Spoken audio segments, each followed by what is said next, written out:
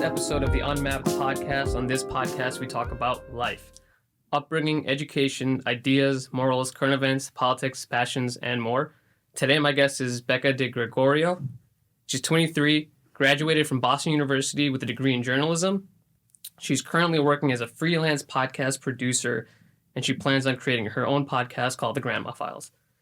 Thank you for being here, Becca. Yeah, no problem. Should I tell you that I am newly 24? I thought it was 23. I just turned 24. Okay, I thought that was the 23rd birthday. Do you want to redo it? Or should we No, we're okay. Cool. Once I do the intro, we're already rolling. We're already going in. Yeah, that's fine.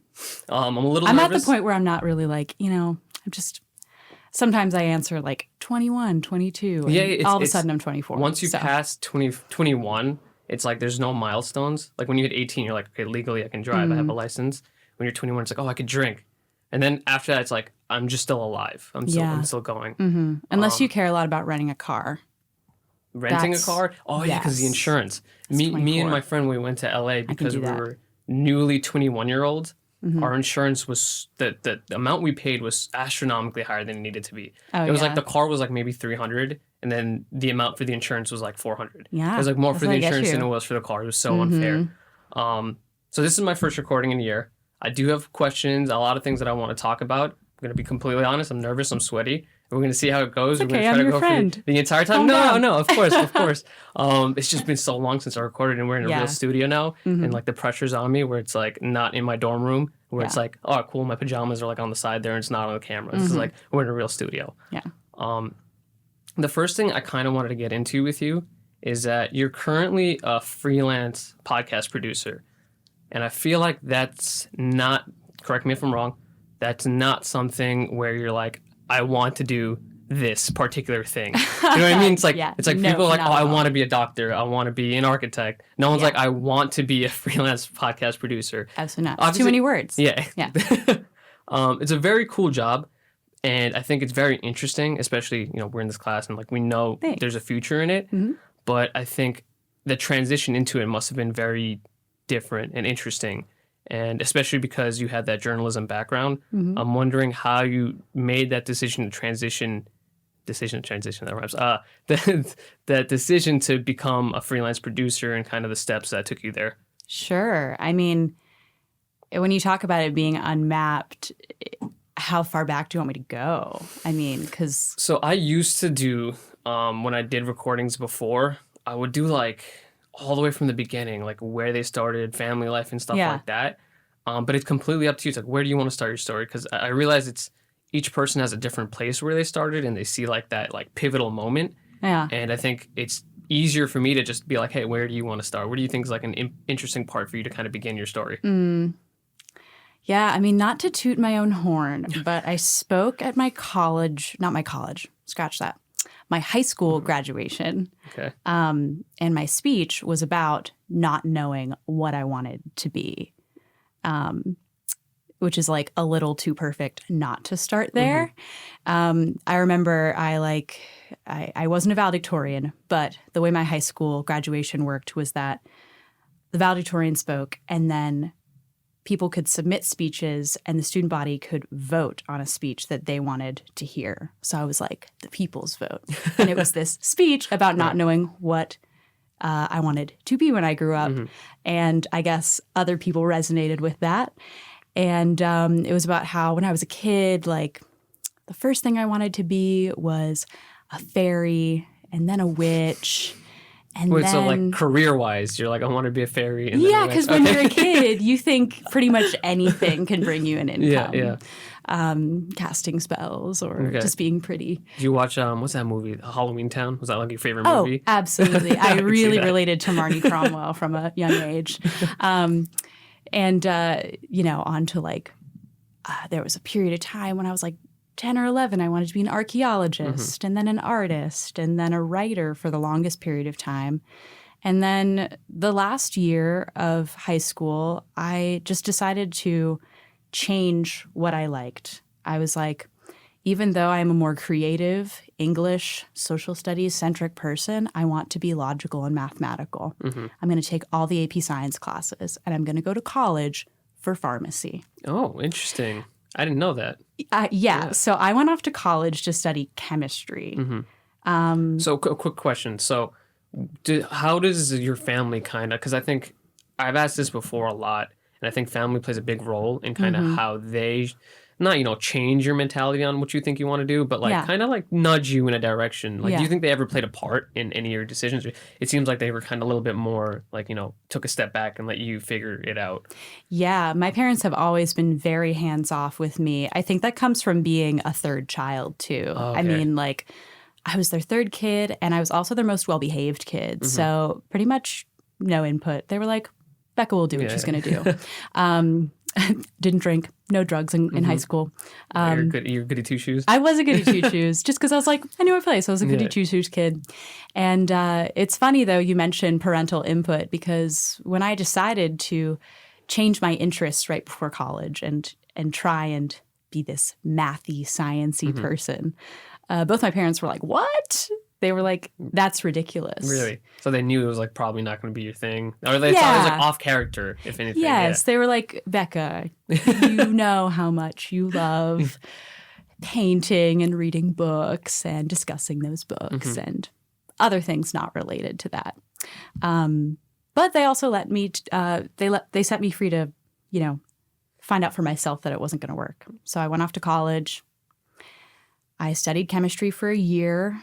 I did fine in classes, but it was very daunting to realize I was going to have to get through so much material in order to contribute to chemistry. Right, I guess. The actual scientific literature community post-college. Yeah, I saw it as a giant stack of books, and I would have to climb through it for years and years just to add a little pamphlet on top. And I was like, I don't think I want to do that. So from there, I decided to go to my favorite professor my freshman year, one of my writing professors. He taught a class about scary short stories, and I just thought it was super fun.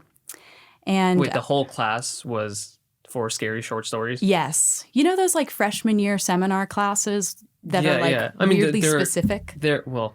I feel like they're the prerequisite ones, so they're just required for a major. Yeah. I feel like they were more general, not specific for my college at least. Oh, okay. Well, at Boston University, where I went, you had to take these prerequisite writing classes, but there were a lot of them, and you were in a small classroom setting, and they're all really specific topics. I had some friends that took poetry classes, some friends that took yoga classes, writing about yoga, writing about, not just learning about yoga. No, writing about yoga. What do you write about yoga? I don't know. I wasn't in that one. Okay. I was in Scary Short Stories with Professor Ted Kehoe, and I marched to his office toward the end of my freshman year, and I was like, look, I think I want to change my major. I just think I could like something a lot better. And he pulled out a sheet of paper with every major offered at BU and was like, great, so out of all of these, you want to do chemistry? And I was like, no. He was like, well, what do you want to switch to? And I was like, I think writing. And, as listeners can probably hear from now, he said, well, here's the thing. Your sentences are really long. If you want to make them shorter, you should go over to the journalism department. And I was like, ouch, but okay. I pretty much listen to anything an adult says to me. Right. So, especially at that time when you're in college and you're just like, I don't know what I'm doing. Right. Yeah. And I had one meeting with the head of the journalism department. He was this kooky guy named Will McKean. He had a super messy office. He gave me a good vibe, and I was like, okay, I don't know if this will be my passion, but I think I'll like it better than chemistry. And did okay, did the student newspaper thing. So before you got into college, right, so right after high school, you had your speech, talking about you don't know what you want to do. You chose that major in chemistry, right? Was there a particular class, or was it just a general, the class structure that first year, the whole time was, you didn't enjoy it, you didn't want to do it, and that's where you're like, all right, I don't want to switch over? I think you said it was the thinking of how you can add more to the community later on, right? Yeah, I mean, I just saw the really basic fundamental building blocks I was working on in these like first year chemistry classes. And I was like, what? We're still on like atomic numbers and like I got to get to like O-chem and then P-chem and all this stuff before I like discover a new molecule. So that it wasn't a terrible first year, but I did see people around me having greater passions for what they were studying. Got it. Yeah, because there are a lot of, because even at Stony Brook, I remember there were a lot of courses that were known to be weed out courses.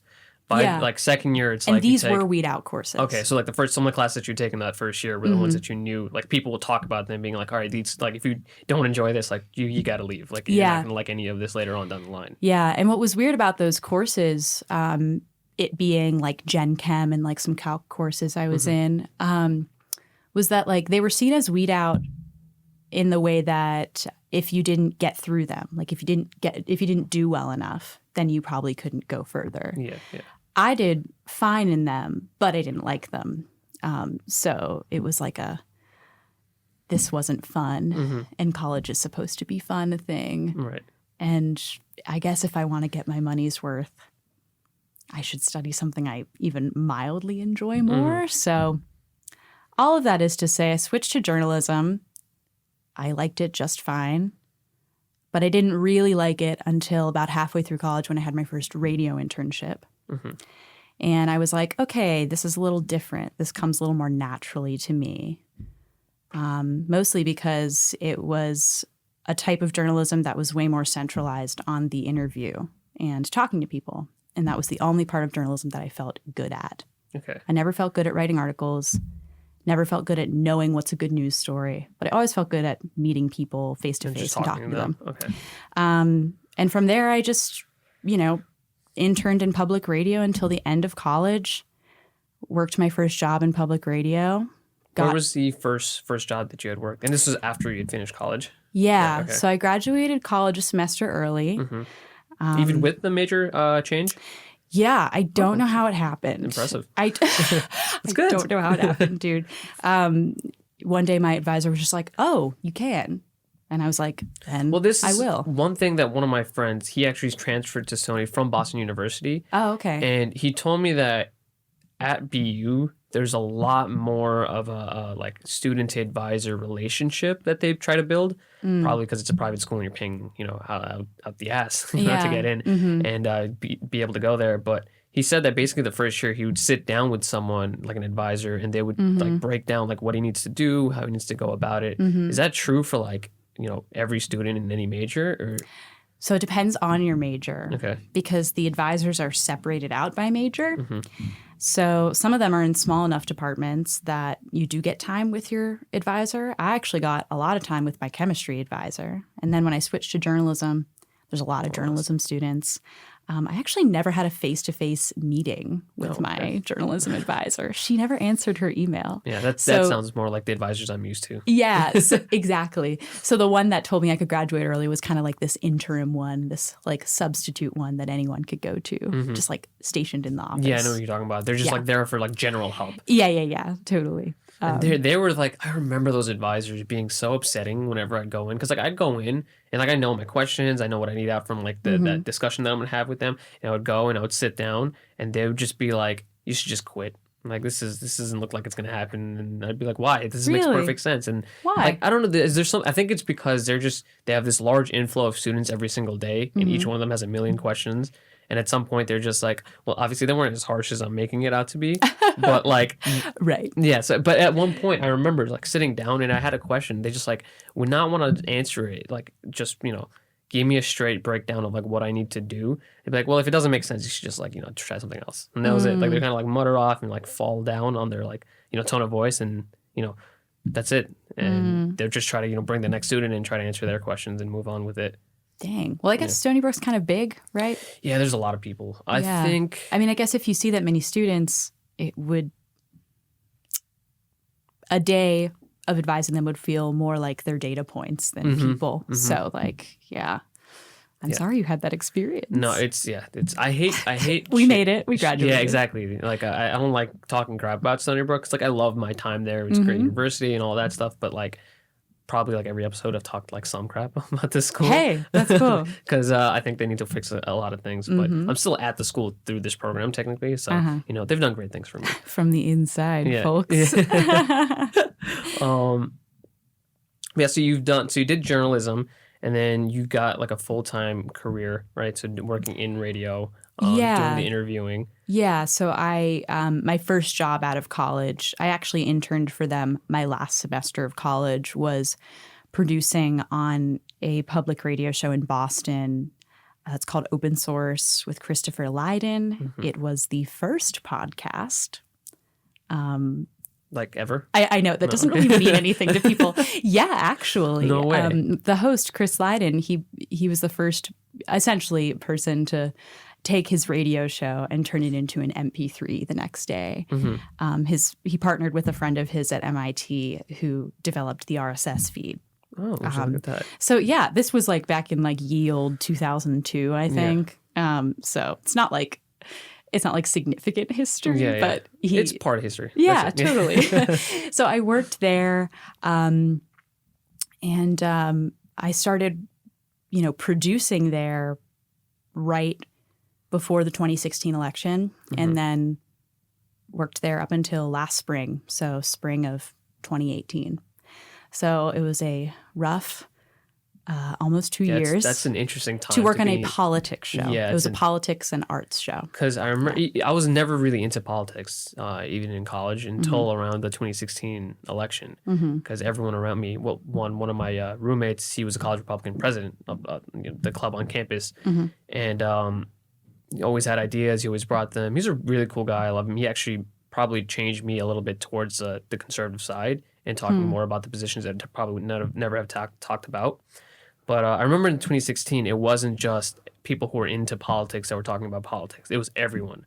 Oh yeah, there was an urgency around it. Yeah, it was like, what's going on? What are we doing? Like it was like havoc all the time. So it's probably a hectic time to be in radio and to talk about politics on top of that. It Totally, just had to have been an experience. Yeah, especially because I think it's easy to develop your political stance in college. Like college is such a petri dish for that. I mean, it's like, well, what if I really cared about this today or that tomorrow and that kind of stuff. And on top of that, it's people who are trying to find something to believe in because they're not really sure. Yeah. Like going into college, I think every student goes in, or like every kid, essentially, goes in with their parents' political mindset. For me, coming from an immigrant family, right? Like I went in like super liberal, democratic. Like I never thought of the other side ever. But I had no idea what politics were in general. I didn't know what was happening. I didn't know, what side had what. I was just there. I was just saying I was a Democrat because my parents did. Yeah. All right. So I think a lot of students have that. And then when they're there, they get the time and knowledge probably to figure it out more. But a lot of times they also kind of, I think, jump into a bandwagon of representation and want to pick a side. And that becomes part of the debate. Right. And I feel like I was somewhere in that mix in college because I was involved with a lot of people that were very involved in activism, and I somehow minored in political science. Okay. So you still finished before. You finished the semester earlier with the minor. I did. A side note, to backtrack to that advisor meeting, I learned in the same meeting that I could graduate early and that if I took one more class, I would minor in political science. Okay. To which I laughed in his face and said, okay, sure.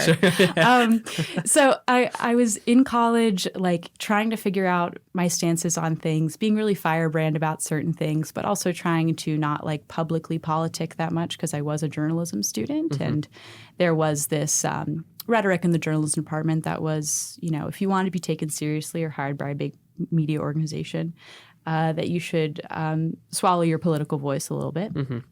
And, all of this in the mix of the fact that, like, I think I didn't really decide what my politics were until right after college as I was producing on this radio show in the mix of all of that crazy 2016 madness. Like, it forced me to, like, really clarify for myself what I care about, what voices I need to listen to more of, and what ones have been in my ear my whole life and have been blinding me from other people I need to listen to. And basically, it was an amazing experience to work on a politics show at that time. But that was also in the frenzy of learning how to work in like live public radio. Mm-hmm. It was a podcast, but also a live radio show. And I had a really technical role. I was the recordist. I was kind of the right hand to our engineer.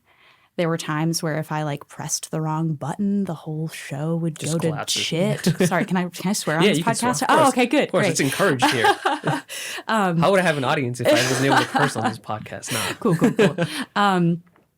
And all these sorts of things. I was handed, lots of responsibility at the age of 22. Mm-hmm. And I also felt so lucky to be there that it created a lot of pressure for me. And it also made me not express myself in ways that I wish I could have. You felt as though you were very lucky to be in this position and mm-hmm. have all this responsibility, but at the same time, it was so much responsibility that you're I'm kind of overwhelmed with everything that was going on. Yeah. I was so concerned with doing every part of my job correctly that I kind of killed a lot of my creativity. My executive producer and my host would be like, Becca, what show ideas do you have? And I'd be so nervous to say the wrong one that I wouldn't say anything a lot of the time. So you ask about becoming an independent producer. Once I left that job, I moved home to my parents' house in Pittsburgh, Pennsylvania for a summer, moved here about 5 months ago, and, decided to do this program because a big part of it was to make our own show. And I had a show idea floating in my mind for a long time.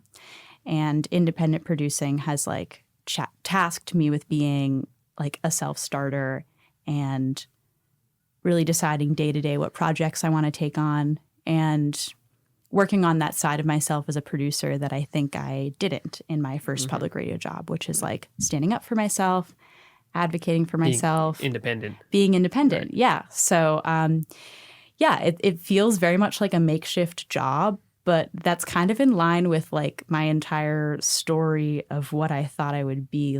From a young age, I knew that I didn't have a clear passion. I liked too many things. Okay. I played every sport. And I loved singing and reading and writing. So I knew whatever my... Yeah, I want to be a witch. Exactly. I took a part in Halloween Town eventually. All the things. I was weirdly obsessed with the BBC. I just knew that whatever I would pick would be something that I made for myself. So this whole freelance producing thing, is a career that's kind of cobbled together. So how long... That's how it worked out. Okay. For right now, yeah. How long were you at that position? And was there one moment that you can think of that was this is it. I've had enough. I need to go home. I need to rethink of the situation and what I want to do and where I want to be. Or was it just you know what, this isn't what I wanted to do. This isn't where, I wanted to be at this point, and kind of I want my creativity to come back and be a part of everything that I do. Was there a moment, or was it just the conglomeration of all the time that you were there? That's a hard question because I think there were several moments. Okay. And there were several angles as to why I left. Yes, I did feel creatively I wasn't executing my ideas. But I also felt mildly disrespected in that workplace. I was overworked and underpaid for a really long time. Mm-hmm. And I also disagreed with the host of our show a lot. And the host of our show was the voice of our show. So we had a couple times where I would finally express an idea. He would really butt back, and there'd be nothing I could do about it. I think what's weird about producing on shows is that it all depends on how much you care about the project, because there's nowhere to go beyond being the producer. Unless the host keels over and dies. You know, you're already kind of at the top, you know. It's not really like a ladder. So once I was done with working on that show, it was kind of like a why stick around sort of thing. You know what I mean? Yeah. Yeah. That makes sense. And I wasn't going to murder the host. Yeah. That's funny. But you went back home and you took some time. And I think that's a really important thing that a lot of people don't do anymore. Is I think, especially if that's the best thing you can do if your parents are down with it. Yeah, if they're cool with it and they're, you know, they give you that time to think. But I think a lot of people, especially in New York on the East Coast, a lot of people on the West Coast, people who are in like the high intensity cities, I think there's this go mentality, and people don't take time to really just sit down and think for a second and like figure out like what is important to me, what matters. And I always have this argument with a couple of my friends. Like all my friends are like STEM, you know, math, engineering, doctors, stuff like that. And I always took I took philosophy courses a couple of times in college. You give me philosophy course vibes, Imran. Thank you. And I think that took a larger, had a larger impact on my personality and my kind of growth through college than anything else that I had taken. And I always get in an argument with a friend. He'd always question the value of philosophy. And I'd tell him, I was like, the moment in time where the Greeks started to have the freedom to think, to sit down and not have to worry about food or resources or all of these things. And they had like that Renaissance period of writing, reading, and like figuring out society. That's an integral moment in like human evolution where we started, you know, finding reason. My favorite word, I like saying it because I feel like part of me feels like I'm a douchebag for saying it, but part of me is like, I want to feel like, oh man, red. What's the word? It's a Greek word. It means it's eudaimonia, and it means fulfillment in Greek. And when you want to find something that, you know, you're passionate about, you care about, and you know, actually matters to you, you need to like take your time and think. Because if you're always go, and you're always just doing something, you're never going to take the time to find what, you know, matters to you. But a lot of people don't do that anymore. I think they're scared to take that break and, you know, take the time off, because then people will ask you, it's like, hey, what are you doing? Yeah. I like that concept a lot because like it's the concept that if you think hard enough about yourself and your past experiences, then you'll know what you want. And that seems very empowering to me as someone who never felt like professional on my yeah, but I put my phone on Do Not Disturb right when I walked in here.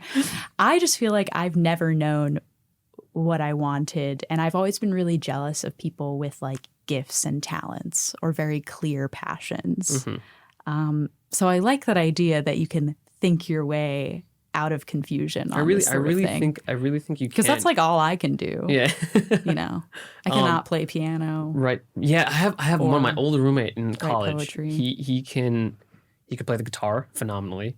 He can sing. He knows how to play the piano. He can play every sort of like stringed people instrument. steal all the talent. I know. And like he knew, it's like, oh, like he's like one of those guys that he's gonna get famous one day.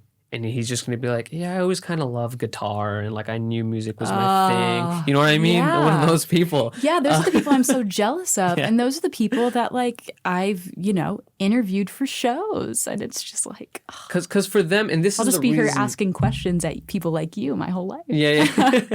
And I think the reason that they inevitably will find success in one form or another is because they worked at it for years without really thinking about it, because it was their passion. To be good at anything, you need to put time in. No matter what it is, no matter the art form, no matter the project, it doesn't matter. You need to put time in to be good at it. And for it to come to fruition and other people to value it, where it's like it can become your thing. And for those people, it's like usually they start at such a young age that they've had like a decade of experience and you know, practice that they're now good at it, and then they keep doing it, and then they become that thing even though they didn't really think about it.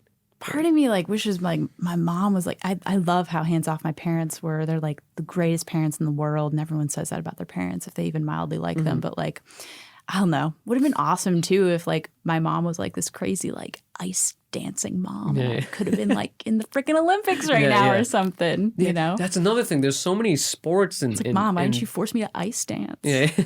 My friend used to watch Dance Moms and get Dance Moms. Him and this other girl that was a friend of ours. They would drink and watch Dance Moms. And I would come over sometimes like, what the fuck are you guys doing? Like, what's going on here? They're like watching greatness happen. Yeah. That's what. Their responses would be like, you need to watch this. And I'm like, why? Like, what's going on? They're like, look at this little kid. Look how amazing they are. Did you watch it? I watched parts of it. Yeah. And the parents, I was drawn in. The drama. There's something about drama that's always drawing in. Like you're always like, reality TV is my favorite slice of TV. Well, I think that's all of America. I think that's why the Kardashians exist. I guess. I feel like a lot of people watch some reality TV, but I feel like I'm in a specific group of people who are like, most of the TV I watch is reality TV. Interesting. And if you think most of America is spending most of their TV watching time watching reality TV, then that is like scary. I think it is scary. Well, I think that's why the whole, this, going back to politics, I think that's why the current kind of political climate is so normalized for a lot of people, and they just not normalized in the sense that it is normal, but they don't think about it too much, and they're like, it's just going, it's happening. It's because we've seen like drama so often that we're like, all right, it's just them doing a thing, and it's become a little bit more like not as crazy. Like it's become a little bit more normalized in the sense that we don't think about it as much. What do you mean, like not think about it as much? Not think about like current affairs as much? It's what's a good way to put this? Getting all journalist on grass. Yeah, you got me. Yeah. Well, I think normalized in the sense that when we talk about it, we don't it being the political the scene. political affair, the scene, the things that are happening. We talk about it without the weight that it deserves sometimes, in my opinion. But this morning I saw I was going to get my haircut, and the news was on. And it was talking about the Miller investigation and all the things that are happening. And the fact that the report coming out today. Yeah, and he's not, he didn't get exonerated, but he did get vindicated, whatever, right? There are some people in the barbershop, they looked up, they were like, oh, okay, cool. And then they looked down. That was it. Like that was the weight that they had on the situation. Yeah. Whereas like I was sitting there the whole time, I'm like, this is important. Like I want to pay attention to what's going on. Like what happened? What's the report going to say? What are they doing now? Are they opening up the investigation again? Right. Like all those factors for some people, and I'm not saying all, I think for some people, when I say normalize, I think they have stopped wanting to pay attention because it's just an everyday thing now. It being madness. Yeah, madness. Chaos and stuff like that. Yeah, I feel like something that was at first disheartening when I worked on a political radio show, and it was disheartening in the way that you're describing. I was like, oh my gosh, people are numbing so quickly. That's the word I was looking for, and I just could not find it. Yeah. But then I realized after, working on this show every week, having people come on and experts, but essentially barf out what they need to get through whatever the political moment of that week is. I started to realize with guests and with myself that, like, you can't give weight to every chaotic thing that is happening. Like, it's a means of survival to not. I mean, the Mueller report has been a story for us for 12 months now? It's been a year, over a year for sure. Yeah. And, the idea of it coming out has been a story for 2 months now. We get this news that, Mueller's done, it's ready, gives it to Barr. Barr says there's no collusion, but this whole confusion over exoneration thing. And what stinks is that the longer it is a story, the more niche it sounds, the more people associate like, oh, that's for smart people to stay in touch on. And, sometimes I'll open up my New York Times app or go on Twitter and see a story for the first time, and I'll have fresh eyes on it. And I'll be like, oh yeah, I'm ready to read up on this. But also if it's something that's been in my life all year and that, I have reason to not be super hopeful for, I'm one of those people who hasn't been hopeful for what the Mueller report would find for probably 6 months now. You can't ask people to care about everything. That's true. And I think people selectively care about what they do issue to issue because I think focus is what is important to people right now. We can't be informed on and change everything, we have to know our lanes, So do you think that this is going back to dance moms, right? And like speaking of dance moms, I don't mean to interrupt you. Dance Moms takes place like somewhat near where I grew up. Mm-hmm. And really? one of the dance kids went to high school with me. Oh, would you look at that? Mm-hmm. Taylor. That's so funny. So Taylor's mom. Chime back in. So going back to like the drama aspect of that, I think the reason why I want to bring that up and then tie that into politics is that I think media has become, because we live in this weird clickbait time where like we need we do the same thing where we need our whatever we're creating to reach people. So I think media has played into that aspect of trying to get people engaged, trying to get people get them reeled in, that they have made it that much more dramatic. Because if not, then people aren't going to pay attention. And then you have that issue of a year long of things just being thrown at you. And then you get people. So this becomes a question, is that, do you think it's the media's fault, constantly throwing the information in any form or facet that they can to the people, that the people are becoming less or would like to become less involved? Or is it that the people, because they're seeing it in general, are just becoming less involved because they see it so often? So you're asking if I blame the way media acts these days to our behavior with media. Yeah. Versus the people changing their attitude in general, because, well, actually, that would play a part in the media itself feeding. So it becomes like this feedback loop of like media gets to people. Yeah, sure. I mean, people get caught in their echo chambers because a lot of us get our news online and algorithms filter through what they think we would like to read. Right. You obviously know that. I sounded so teacherly. No. I'm so sorry. You know these things. I don't know. Relatives ask me this shit like every time I go home. They're like, "So Becca, fake news." I'm like, "What? What's the end of your question?" Yeah.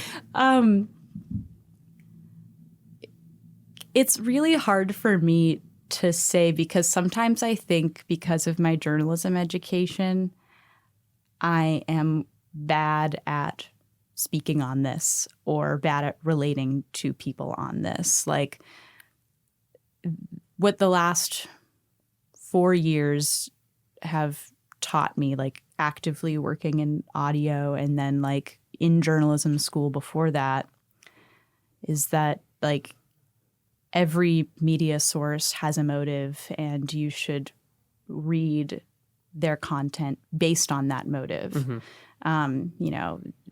Even some of your most highly regarded newspapers have funding from people that you wouldn't even realize. I mean, Washington Post is very tied in with the NSA and other sorts of organizations with the police state and stuff like that. And the New York Times gets a lot of its ads funded from luxury apartments around New York City. And some of their reporting on gentrification isn't the greatest. And, all these sorts of things. And broadcast journalism is ultimately like stories told to keep attention so that you keep their channel on. And that isn't an educational motive. That's an entertainment motive. Right. So, but like, that's how I take in media, but that's not how I expect other people to take in media. Like, that's what was so weird about working on a politics show during 2016, is that I had to show up to work and think about politics all day. And then I would go home and hang out with friends. And that's the time of day when a lot of people process the news. They get home and they're like, okay, what happened today? Let's talk about it. Right. But I would never be in the mood. Like, I couldn't be bothered. I'd be like, no, I just processed this for 6 hours for my job. So, like, I don't know whose fault it is. All I know is that that's above all our I know pay is grade. that media organizations should be more transparent about Where they're funding and motive, Right. and that people should care about that, because it really does matter, especially after 2016, when I feel like the results caused a lot of reputations for big media organizations. Everyone was like, the New York Times got it wrong and NPR got it right.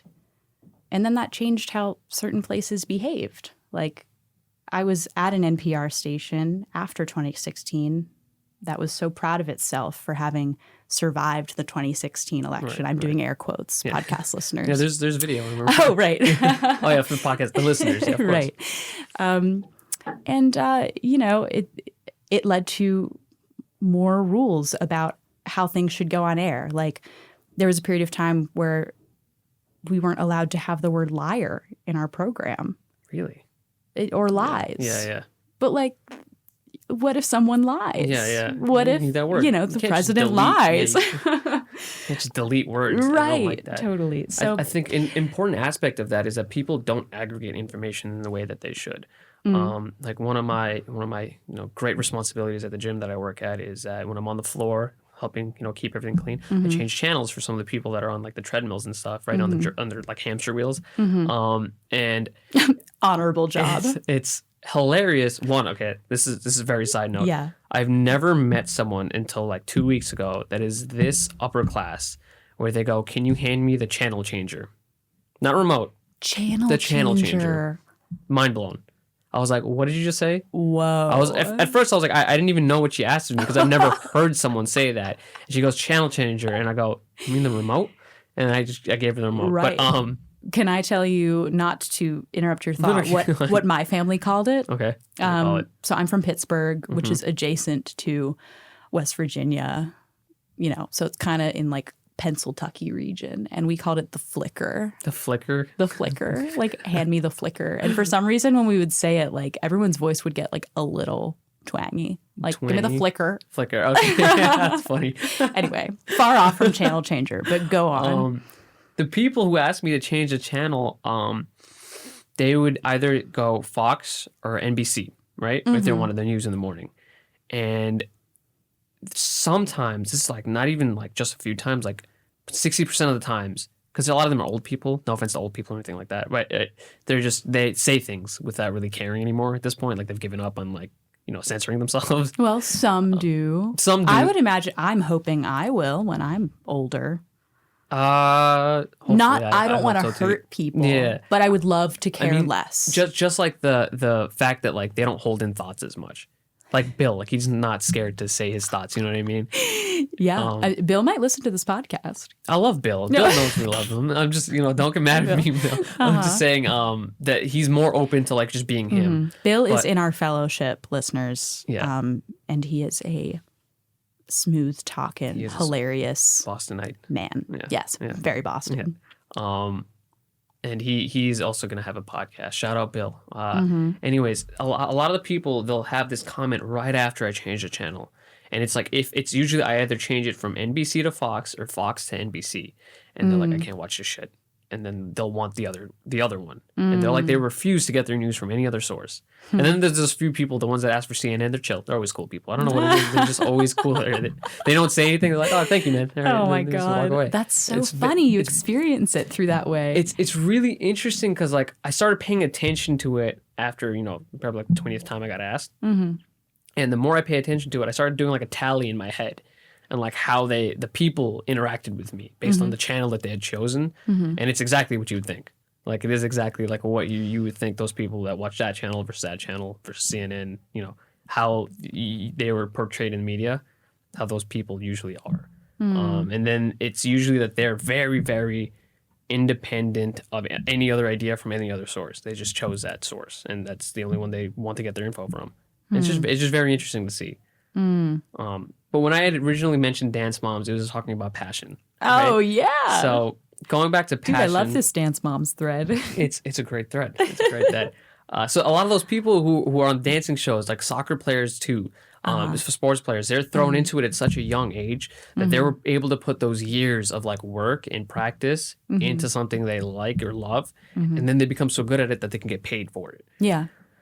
So I think it's, for those people, they are lucky in the fact that they got thrown into the fire early enough, and in a lot of cases probably also unlucky because they've been doing it for so long and maybe they didn't want to do it and they became a career. But that's where I think for those who don't know what they want to do and what their passion is and they're not sure, taking time to just think and like figure it out is an important part of being happy later on down the line, and knowing like that's what you want to do, like being sure that there's no regret in the choice that you made. Yeah. Again, that is a very privileged thing to say, because you have to have the resources to stop pick and your think. Things. Yeah. And go to a college where there's all these majors. Exactly. That you can switch from as you're thinking, Yeah. like I did. Yeah.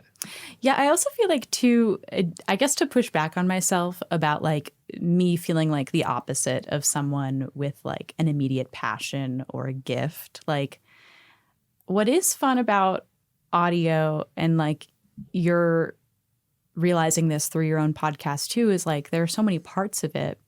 So there are so many like little pieces of the task of making a podcast that like I can see myself as always having liked. Like I remember the first time I was like tracking a radio piece. It was at my first internship in DC. What do you mean by tracking? So tracking is when you record the parts of a audio piece that you say. So like when you're listening to NPR, like the host or the reporter who's doing the story will like pop in and out. So when you record that, you're tracking. You're like reading from a script into a microphone. Oh, kind of like what you were doing when you were reading your intro in the beginning. Right. And I remember the first time I was doing that, like I got like such a buzz from it. It sounds so dorky. No, it's fine. It's cool. Yeah. And I was like, this is so fun.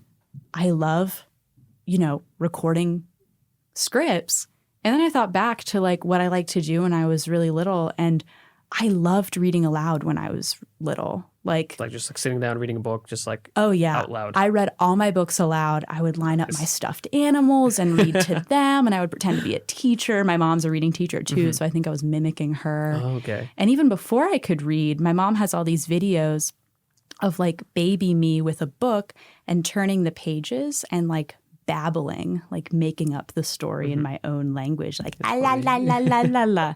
So like what I'm like, oh, okay, that is an innate passion. Like it sounds dumb, but like I love reading aloud, that kind of dumb stuff. And when I realized that it not to get off track here, but we've gone off track many times. We've brought it back. It's fine. That's how we go. Is this here. like a similar off the rails to your other interviews? This is exactly how every interview has good. gone. It's just a bunch of random things, and then I try to just keep it together and get to the point that I need to go. Yeah.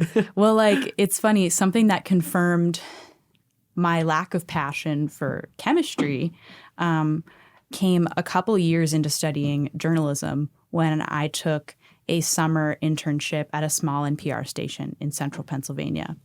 And when I lived there, I got a side job working at like a coffee bean roastery. And one of my jobs at the roastery was to like perfectly measure like 1 pound and 5 pound bags of coffee beans.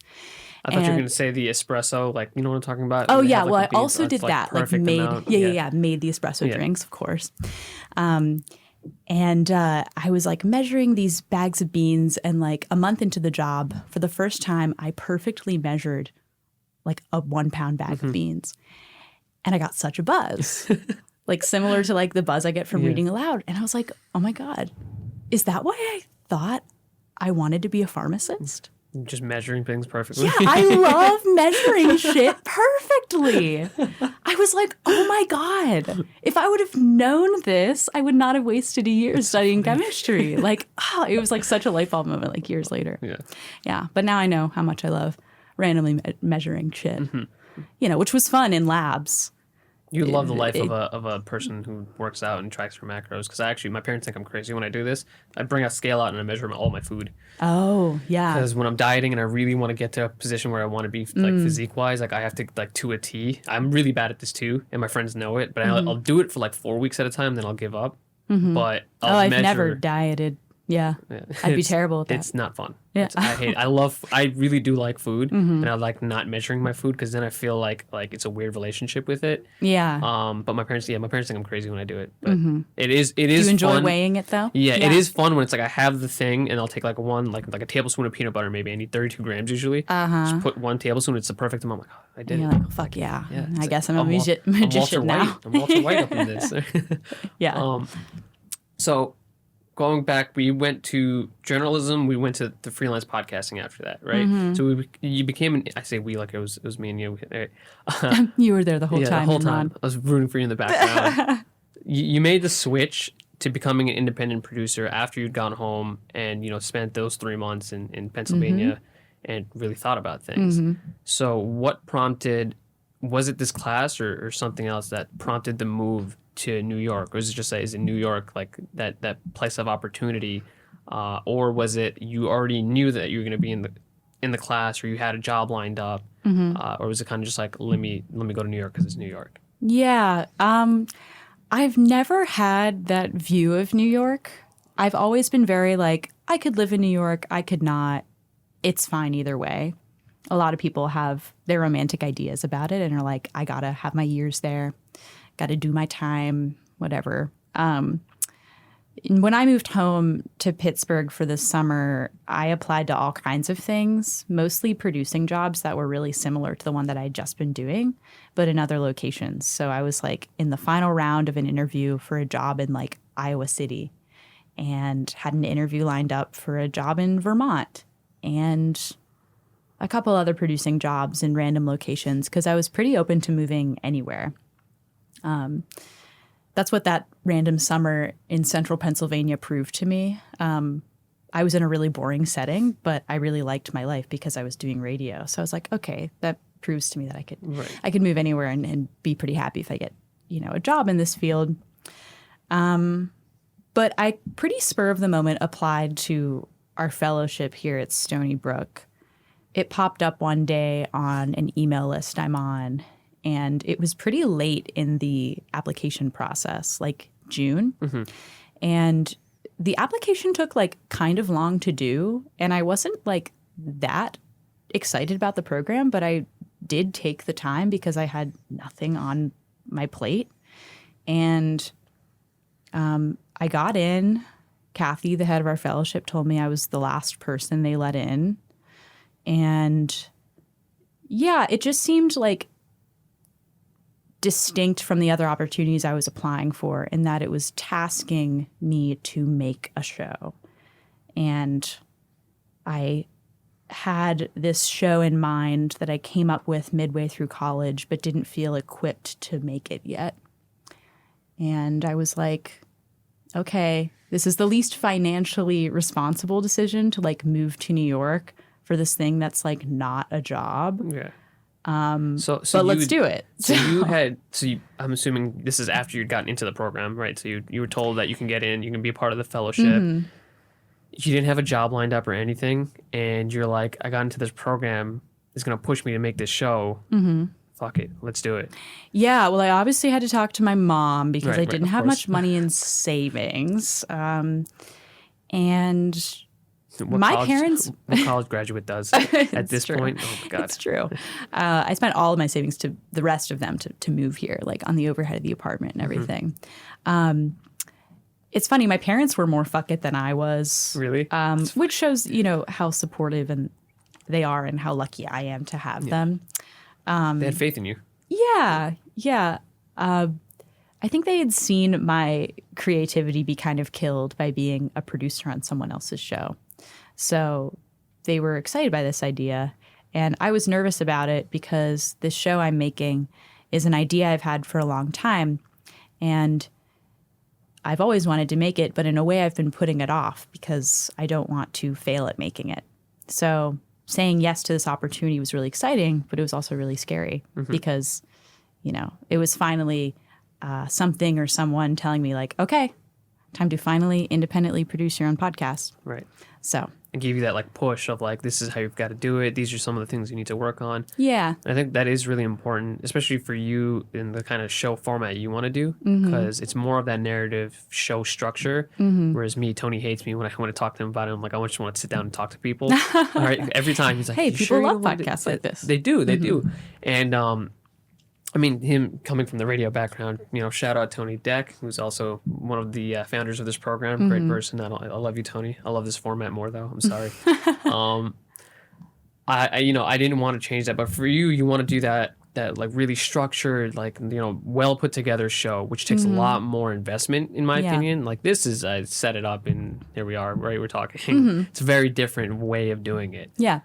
So I think the training is much more important for that, and knowing that you're going to do it the right way when you do it. Yeah, definitely. And I think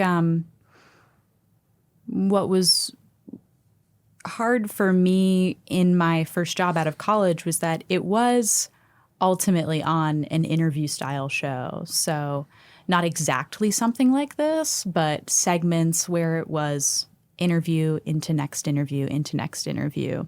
So there was very little storytelling as well. And jobs on more narrative shows are the ones that like I would love to get, but I technically don't have that experience working on like a Radio Lab or a Reply All or something that like takes you like on a trip, So I think this opportunity to make this show is my way of being like, this is my first job working on a narrative show. Like, here it is, I got to give the opportunity to myself. Right. That way I have it in my back pocket for when I do apply to those kinds of jobs.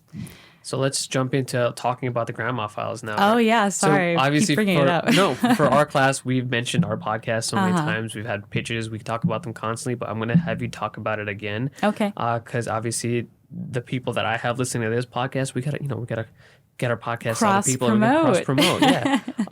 So let's go into you talking about the inspiration, the process of creating it, and all the things that are going behind the scenes of you creating the grandma files. And then taking a step past that, so I don't forget later on, I also want to talk about the strifes you have with being a freelance podcaster. Because I know there's so many of those. I want to get into them. Strife is the right word. Yeah.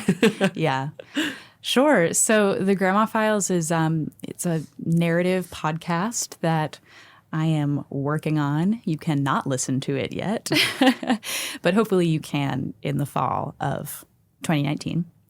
And it's a project that I came up with midway through college when I did a long-form writing project on my grandma Doris. My grandma Doris died when I was in high school. I didn't like her tons when I was a kid. She was just kind of like my grumpy babysitter, and I don't mean this in a mean way, but she always felt like my other grandma. I've always been close with my dad's mom, but she, being my mom's mom, I just never took the time to get to know. But I knew that she provided a really interesting life for my mom. And I felt like I had unfinished business with her, and I wanted to research her. So I started recording a couple aunts and uncles on that side of my family. My mom's the youngest of 6, so there are a lot of sources to talk to about my grandma, which is good, too, because my grandma was a really polarizing person. So everyone I've interviewed about her has a different opinion of her. And it just revealed some of the craziest stories I've ever heard in my life, and I was like mind blown that they had been like kind of right under my nose, like in my own family this whole time. So it got me thinking about, unanswered questions and unaddressed things we have about our grandmas. Not everyone's like me who didn't like their grandma. Some people love their grandma so much that they hold her on a pedestal and don't get to know some of her more intimate stories too. Some people have their grandmas pass even earlier than I did and don't get to know them for that reason. So it's a narrative show where each story is an individual file. And they're varying lengths. I mean, some episodes are going to be a 30-minute story. Some are going to be 3 10-minute stories, some 2. But it's going to be a show where I take a big back seat as a host and talk to people that want to interview family members and their own grandmas and talk about things that they haven't addressed. And so far I've gotten some really compelling tape. And what's really fun about this show is that everyone wants to talk about their grandmas. Everyone wants to talk about their grandma. As soon as they hear it. Everyone wants to talk about their grandma. Like, it's been so funny since I moved to New York. Like, I'll be at a party and like, I'll just bring up the idea of the show, and people will just drunkenly be like, well, I got to tell you about my grandma. I'm actually thinking about having a party at my apartment where I like set out my recorder and be like, go in my closet and tell me like a drunk story about your grandma before you leave or something like that, just to have little B-sides or extra things to throw in the show. But it's been really fun, and it's really cool too to empower people to record their own stuff. It's a lot of me arranging for people to interview their mom or their aunt or their grandpa or their own grandma. And, you know, I'm going up to Albany tomorrow to record a acquaintance of mine and her grandma. And you're like tying these families back together in a sense. Because I think even for me, like I was pretty close with my grandma when I was younger, but like you get busy as you get older and you like don't really talk to them as much and just like sit down and have a conversation. And like I don't even know how I would go about doing that, because for me there's this weird like immigration gap that we have, because I even have that with my parents, so it's even more with my grandma. But the thing is, like, I was always tight with my grandma, like we were always cool, but like I just haven't, like, by the time I really stopped talking to her, you know, I was already like maybe 10, and now I'm, you know, in my 20s. Like, it's been so long that I haven't really like sat down and just talked to my grandma. Right. So I think, you know, giving them a format to talk and kind of push that conversation, they have a talk that they would have never had otherwise. Totally. Yeah. It's I'm having people, you know, investigate unaddressed things. I mean, for like little sneak peeks here and there, you know, I'm talking with someone who wants to know more about the death of her great grandmother. I'm talking with someone whose grandma is Mennonite, which is something that's often confused with Amish, but it's a little different. What is it? I think you mentioned this before, but it's a branch of the Episcopal Church of like Christianity, but Mennonite people live in like Lancaster, Pennsylvania, and a lot of them wear like conservative dress. Okay. Literally the only thing I can think of is Mennonite from the Smash games. Oh, yeah. Because that's the only thing I can think of right now. My brain will not stop thinking about that. So just imagine people in that outfit. Totally. Yeah. You know, I just had a friend record this weekend with her grandma who is gay, and she's gay too. So they talk about their coming out stories. You know, a lot of it too is just topics that, you know, have not been addressed. Yeah, it's super cool. So I'm going to leave a link. By the time that I actually put this podcast out, it'll probably be like a couple of weeks, if not months down the line. Sure. Ideally by then, Grandma Files is out. At least some sneak peeks. So sneak peeks are already out and stuff like that. So if anything, right, that I could will definitely be put there. them on like SoundCloud or something like that. So I'll have those linked in the bio of this podcast. And hopefully, if, you know, the episode's are already out by then, I'll have the full episodes. Cool. So taking a step, one thing I hate myself doing right now, I can feel myself You're like, saying take a step back. I'm saying so often, and I want to address it for anyone that's listening I or don't watching. think you you know when you get in your head and you know you've been saying it like over and over again. Yeah, but I would say as an audio editor who like is spending a lot of her time with I'm not hearing tons from you. I feel like I'm counting more them in my people head. do more. Yeah. Okay. Good. All right. Because I'm in my head about it, but I'm glad it wasn't that many. So the Grandma Files will be linked. Hopefully you guys take some time, listen to that, of course.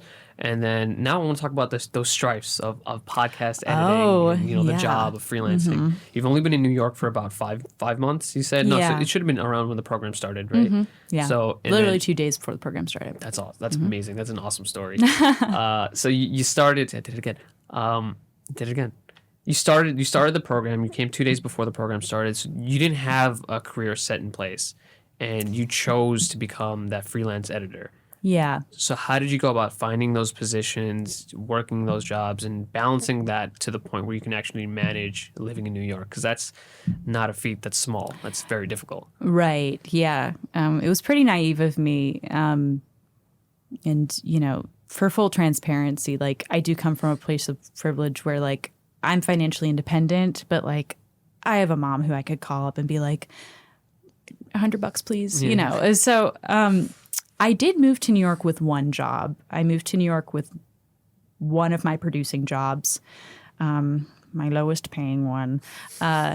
And I had in mind that I would get a second or a third to fill out my work schedule.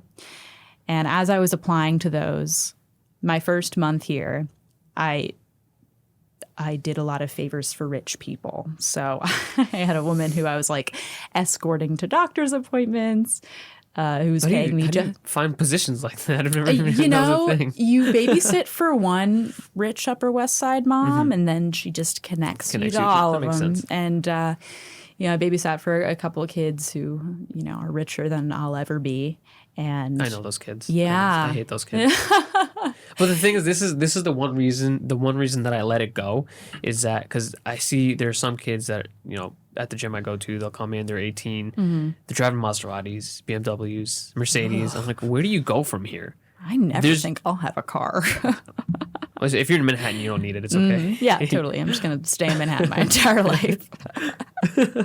There's some people that are like that. I've seen some people that I've talked to in Manhattan. They're just like, I've just been here, down on your car, train. Yeah. So it's fine. Couldn't do that. But these kids, I always think in the back of my mind, and this is my way of rationalizing not being mad at them, is that one day you're gonna be like, where do I go from here? Like, what is their goal? Like, how do they think of the next thing and reaching for something above where they are? Because I think for me, the one reason I'm happy to have grown up with seeing my parents go from nothing to something is knowing the effort and the drive that it takes to become something, to become someone. And if you start with everything, it's like, where do you go? Right. You got to find something to just kind of fill that, for lack of a better word, void. That thing that you just need to do, the passion, whatever it may be. It becomes more difficult to find for them, I feel like. But maybe not. Yeah, I mean, something I realized with some of these kids I babysit, and I won't list specific examples because I don't know, maybe they listen to podcasts. But, when you have what seems like everything, your everything is really small. Like some of these kids I babysat were pretty unaware of a lot of the rest of New York. And that was one of the first things that really struck me when I moved here is that your reality of the city is what you can afford. And these kids could afford to take cabs everywhere. So one time when I came running in almost late to a babysitting shift, sweating, they were like, why are you sweating? And I was like, oh, I ran from the train. And they were like, you take the train?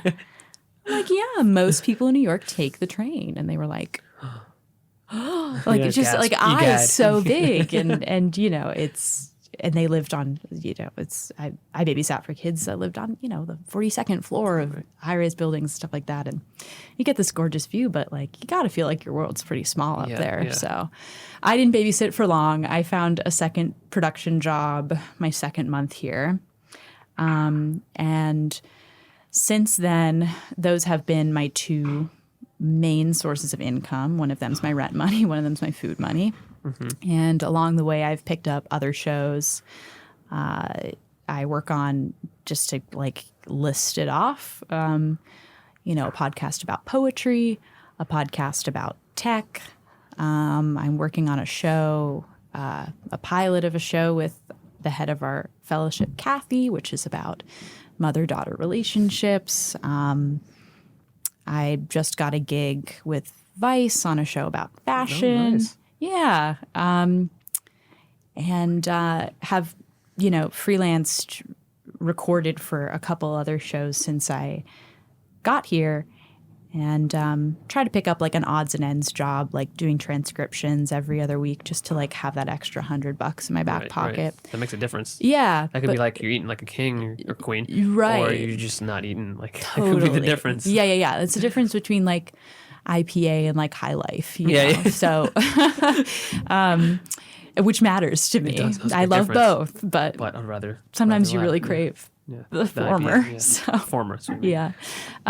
So I think what's been good about my work schedule since I moved here is I have these two, now three solid things that, pretty consistently bring in paychecks, but it's a lot of being my own boss. I would say the number one strife about freelancing is making sure people pay you, because people pay you after you do the work and they don't know you. You're just someone on email to them. So I've waited for an invoice that's been 6 months late before for work I did this summer. That's disrespectful. Yeah. It was a really disrespectful experience. And, I have a I have a spreadsheet on my Google Drive called "Bitch Better Have My Money," and I keep in it. Rihanna would be proud. Thank you. If anyone's interested, there's a great McSweeney's article. McSweeney's is like a humor website called "Bitch Better Have My Money," but for freelancers, and it's like a rewriting of the lyrics, and it's all about this invoice strife. So check it out. But yeah, I keep track of when people pay me, when everything's due. What's hard, too, about being a freelancer is people ask, like, what your work is worth a lot of the time. Because a lot of people don't know what a producer does and what specializations it takes to make a podcast and how much they should pay for it. So the time and the effort, just the raw energy it takes to actually clean everything up, edit it, and produce a finalized product. A lot of people just don't understand the value in that. And I think maybe one way, because I didn't mention this before, one way to go about that is maybe recording the session of you editing things and just being like, this is what it took. Yeah. Like, so they actually know what goes behind the scenes. I don't know. But it is a weird thing because then the independency of it is you're just relying on the relationship with the person you're working with and hoping that it's going to be a good relationship. So it's so difficult. Yeah. And I think, talking about independence, like I work mostly with independence. So everyone's on a different budget. Right. And I know what it's like to independently produce. So I understand what it's like to be on a shoestring budget. So I end up working for like a pretty wide range, which is fine with me,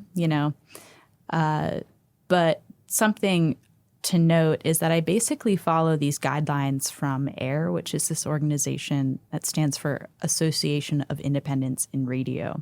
And it's kind of like a pseudo union for those of us out here producing that don't get to be part of a union. And they have guidelines for how much these services like generally cost. So when people ask what my rate is, I'll usually, point them to that spreadsheet and be like, it's just not I a should number. earn this many dollars an hour. But tell me what your budget is, and we'll go from there. Yeah, so they have like a gauge of like where it actually falls. It's not just you saying this is it, and they're like, why? It's, this is makes sense based on what I'm doing. The value of it in terms of time put in and everything that's taken into account. So it's something that's more reliable for them. Yeah, I would say also a strife of being independent, and also like something that's very gatekeeping about like independent media in general is like the overhead for it. Like there is a privilege to have a recorder and a mic ready to go record an interview for someone day of. I just had a job interview and the person interviewing me asked like, do you have your own recording equipment? This job would require that. And it's like, yeah, I do because we're in this program. Right, yeah. But if I didn't, in order to have that job, I would have to pay around $700 for just equipment, just to have the job. Like that's crazy. That's an intense fee just to start. Yeah, and anytime you have like an economic gatekeeping to an industry, you're gatekeeping other people who are economically disadvantaged. Right. If you can't tell from my voice, I'm a white woman. But it's only harder for people of different identities for me too. Yeah, I'm a white gay woman, but there's plenty of white gay women in radio, and we all know that. So, there's so many ladders of difficulties, and that's the economic one is a big factor. Being an independent producer, not having all the equipment that you need, and all the different parts of it, because then you're also hindered in how good the quality can be. So the outcome actually gets affected by it. So it is difficult. Yeah. And people like to listen to quality. Like if you're going to listen to someone's podcast, beyond 30 minutes, you want it to be like a good, clean sound in your ears. Right. That's why we have these. That's why we have these, like $800 mics, right? I don't know. I have no idea. They're better than the ones that I use in my college dorm, though. They're like such high quality. We're renting. I don't own these. I wish I did. So right now you're working those three positions. You're working on the grandma files. Where do you see yourself short and long term? Maybe like the next 6 months, year to 3-4 years. I don't know if you. Well, so I mean, I have to start off that question by saying I'm such a bad planner, and I have no impulse toward planning. Like, I'm kind of one of those stoner dudes who's like, "What's the point, man?" Like, I don't know. In 6 months, I guess that's what next fall. Around there, yeah. I'd love to release the show next fall. I'd love for the Grandma Files to be like out in the world. If I keep it in my life for too long, I will work on it forever. So I'm aiming to release the show next fall, and that would be great. And, you know, there's this, because I remember when I first started this, and I think this is, again, one of the reasons Tony dislikes the fact that I did it this way, is that there's so many errors when I started. But I think I remember this so people clearly. Love to go back and listen to like yeah, that the kind original, of shit. Yeah. I remember it was just, if I kept trying to get perfect, I'll never find perfect. I just need to work with it and keep rolling with the punches, or else I'm not going to do anything. Yeah, absolutely. So I just kept doing that. And I remember there's so many errors at every step of the way, and I just kept trying to just figure it out as I went along. Yeah. But I think that's important to, if you want to get somewhere, you just got to start. Right. The first step is the most important step, is in terms of, not in terms of like how you do it, but the fact that you took the step in the first place. Yeah. Well, you know, as well as I do, you know, being surrounded by your tape and your mics and all that stuff, like for me, it's like, I just want like other people to like hear the stuff I have. Like it feels like I'm just surrounded by all these files right now. And I would love if next fall other people could like hear that shit. Right. And let me know what they think of it. And from there, so another thing I should tell you about freelancing is that the main reason I am freelancing is so that I have time to work on this show. The reason why I never launched a podcast while I worked in Boston full-time on a radio show is that the last thing I wanted to do when I came home from podcasting all day was podcast some more. So freelancing really helps me find those gaps in my day to work on the Grandma Files, and I'm really grateful for that. But once it's out in the world, I'm going to apply for more full-time producing gigs, I think. And I really want to work on shows that are about topics I care more about. That's something I've never really given myself credit for. Not to say I don't have passions for poetry, fashion, and tech. But, you know, something that I feel like I could more editorially contribute to and find stories for and that sort of thing. And have confidence in whatever it is you're contributing. And you know that, like, you should get this point to them because it might actually have an integral part of the final output that you get from the show. Yeah, totally. I think what's hard about freelancing is that, like, I'm not necessarily surrounded by many mentors. I really admire the people that I work with. But like I'm kind of the audio guy for a lot of people right now. So I would love for my next job, maybe 6 months from now, if I get a full-time one, like, you know, to work with someone who like I look up to again. Because I'm someone who really values having like adults tell them what to do. You know, it's really hard for me to have the willpower to work at my laptop every day. And, you know, would love a place to like eat lunch. That's another thing about being a freelancer. Like, working a lot in coffee shops, and you know, some of them let you eat your lunch, but some of them don't. Yeah. I've been yelled at. So yeah, this because I personally can't work at home or like at my own desk. Me either. Because it's just like I'll just mix everything. It's like there's work, but then there's also like I could just watch a YouTube video right now. But then recently I've just been going to the library and just like hiding out there. Me too. I've been going to the library. Libraries and I'm are like, underrated. Hey, coworkers. They're underrated. Because the library is like that one place where it's like you're meant to loiter. Oh yeah, you're supposed it's to the just only. Go there and loiter. Yeah, Zadie Smith said in her book of essays that was released last year. It was an essay about public libraries, but something to the effect of, you know, the public library is the last public space where you can sit without paying for it. Yeah, you know, and like that's the value of it. And it's insane that I haven't been utilizing it at all until probably recently again. Because after college, in college, I was always at the library studying or whatever. And then I took, you know, I got back home and I took 8 months not doing it. And now I'm just like always there. And it's just a space where I can focus on my work. Yeah, and it's nice to, you know, have a place to just sit down and do something. And then when I pull up YouTube, I'm like, don't do that. You're like at the library. Yeah. Well, do you go to NYPL? I go to yeah, like the big one. No, I go to there's just a public library near my house. Okay, it's just a regular like New York public library. Got it. Yeah. Well, but like not the big one. Yeah. Well, all public libraries deserve respect, but you know, I go to NYPL and I do not let myself dick around because like because the environment. Well, that beautiful ceiling, I'm like it's staring right down at me. Like if I dick around, like it's gonna crush me. It's gonna come down on me. That celestial mural is just gonna like.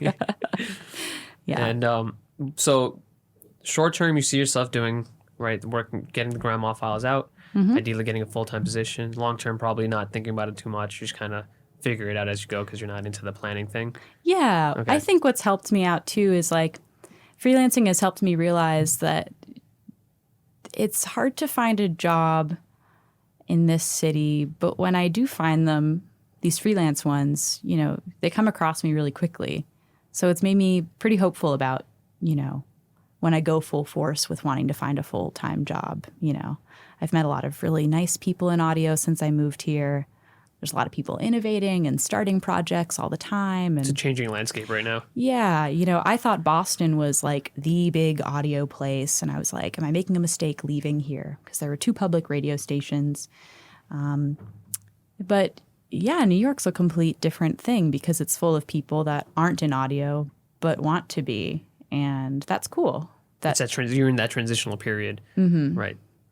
And the absolute last section of the podcast, right? Because we're finally here. It's been a long time. Sorry, Ramble. No, I'm happy. We kept going. The section that I like having my guests do is saying a quote, something that they find important. It could be anything. I've had people say, "Listen to your mom." I've had people say like really like important things. People saying just like quotes that they know of, like maybe from like Muhammad Ali. Like it was one of them, right? So anything that you find important, something that's like your mantra that you think about on a frequent basis. Oh, that's hard, and I'm gonna seem so inauthentic if I like sit here and think about it too long. You can take the time to think about it. Yeah, because that's probably my favorite question to ask. Because everyone has something, I think, that is central to them, or even if they don't have a quote that they can just say off the bat, they have something that they can say that they know is, part of them and their personality and what they're working towards, and it kind of brings everything together, and I love that about it. Yeah. I can say the quote that my therapist told me this morning. Shout out to Marsha. She's really sweet and gives me little quotes when we like end our sessions. And this one was just cheesy enough, but also just poignant enough that like I think I'm going to listen to it a lot right now, which is peace begins when expectations end. I've heard of that one before. I like that one. Yeah. Someone said it somewhere to someone, and now it's on a Hallmark card. Right. But I like that because it, hits me in the face a little bit. I'm really bad at, taming my expectations. But it's also something that I feel like that phrase has been proven in my life since I moved to New York. I moved here pretty much with no expectations. I wasn't even that excited to move here. I was excited by the program. And ever since I've moved here, like, aside from the daily frustrations of like smelling hot trash and like bumping into people ad nauseum. It's about to be back. Like You didn't live through the summer in New York, right? I lived through August. Okay. It gets bad. Hot trash. It gets grody. That's the word for it. It's just grody. Yeah. But like aside from all of that New York stinkiness, like I have generally been at peace because I've had no expectations of myself. It's just where I live now. And I have this skill set and I'm just doing what I can with it. And opportunities are coming and going, and I need to keep staying the course with keeping my expectations at bay, because like it feels like peace right now. So the process is the part that you fall in love with, not the end goal. Yeah. And that's it. It's a good way to, because that's the whole reason I made this podcast. I'm an anxious person. It's a good way to just bring yourself down, breathe a little, and keep going. Yeah. And on that note, we will end the podcast here. Okay. To anyone who listened to the podcast, watch it on YouTube, don't forget to, like, share, subscribe. If you love the content, let people know about it. Grandma Files will be in the link of wherever I put this. I am happy to be recording again. Our guest, Becca. Oh, thank you, Until next time. Imran. Peace out. Bye, guys.